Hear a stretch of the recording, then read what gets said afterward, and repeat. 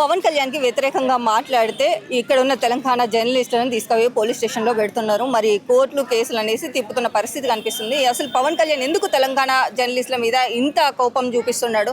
అసలు తెలంగాణ వాళ్ళని అరెస్ట్ చేయాల్సిన అవసరం ఏమున్నది? తెలంగాణ వాళ్ళని పవన్ కళ్యాణ్ గారు ఎందుకు అరెస్ట్ చేపిస్తుందంటే ఆయన చేపియలేదు, కానీ ఆయన యూట్యూబ్లో ఆయన మన తెలంగాణ బిడ్డే.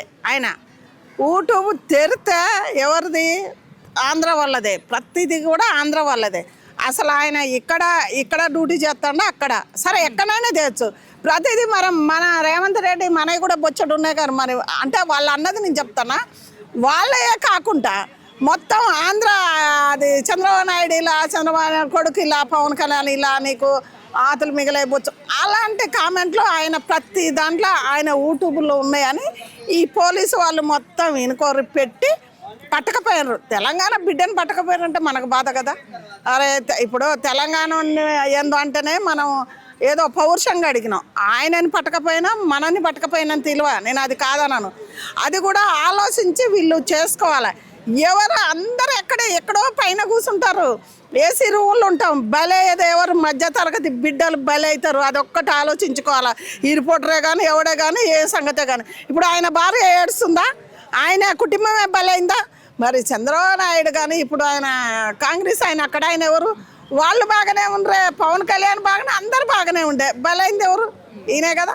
మరి అదొక్కటి జర్నలిస్టే కానీ ఎవరే కానీ ఆలోచించి కామెంట్లు పెట్టినా ఏది చేసినా ఆలోచించి రాయాలి, ఆలోచించి మాట్లాడాలి.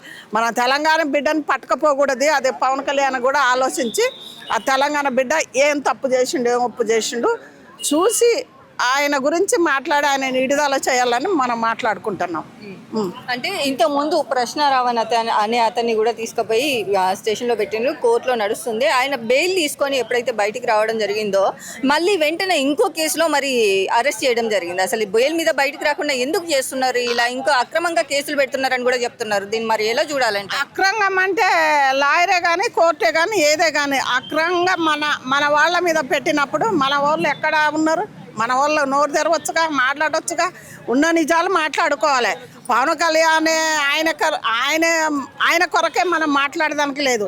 మన తెలంగాణ ప్రజలకి ఎవరికి అన్యాయం జరిగినా మనం మాట్లాడే హక్కు ఉంది. వాళ్ళు మాట్లాడకపోయినా మనం ఇక్కడ ఉంటున్నాం, గాలి పీరుతున్నాం కాబట్టి అందు గురించే మనం మాట్లాడాలి. పవన్ కళ్యాణ్ ఆయనను కూడా అది కరెక్ట్ కాదన్నారు. అసలు పవన్ కళ్యాణ్ అతన్ని పెట్టనే వద్దన్నారట. ఆయన ఈ మధ్యన వీళ్ళు పురుగులు ఉంటాయి కదా, ఆ పురుగులు కుట్రాలే ఇవన్నీ, ఇంకా ఏమి లేదు. నిజంగా చెప్పాలంటే ఆ పురుగులు కుట్రనే కదా. పవన్ కళ్యాణ్ దాన్ని వద్దన్నాడు. అంటే ఆయన మీద పడే, అంటే ఆయన మీద ఎత్తారు. అది నిజాల అబద్ధాల తెలుసుకోవాలి. అది కోర్టు చట్టం అన్నీ ఉన్నాయి. ఎందుకు ఇలాంటివే కదా తెలుసుకోవాలా. అయినా కానీ ఏ పోలీసు వాళ్ళని ఎవరైనా అర్ధరాత్రి పట్టకపోకూడదు. ఎందుకంటే వాళ్ళ భార్య కూడా చాలా బాధపడ్డది. నిన్న మీడియాలో కూడా చెప్పిన. ఎందుకంటే నిజాలు తెలుసుకోవాలి. ఈ జర్నలిస్ట్ కూడా ఎవరో మనకి ఏదో చేస్తారని మాత్రం జర్నలిస్ట్ కూడా స్వార్థంగా మాట్లాడొద్దు. మన దేశ పళ్ళు లేరా, మన తెలంగాణ వాళ్ళు లేరా, వాళ్ళ గురించి చేసుకో. సరే వాళ్ళ గురించి కూడా మాట్లాడవచ్చు, కానీ ఎంతవరకు అంతవరకే. ఎందుకంటే ఇప్పుడు నీ కుటుంబం పాడైంది, వాళ్ళు మంచిగానే ఉండరు. మధ్య తరగతి కుటుంబాలు పాడైపోతాయి. ఎవరైనా ఆలోచించుకొని ఇప్పటి నుంచి మాట్లాడుకోవాలని నేను అనుకుంటున్నాను.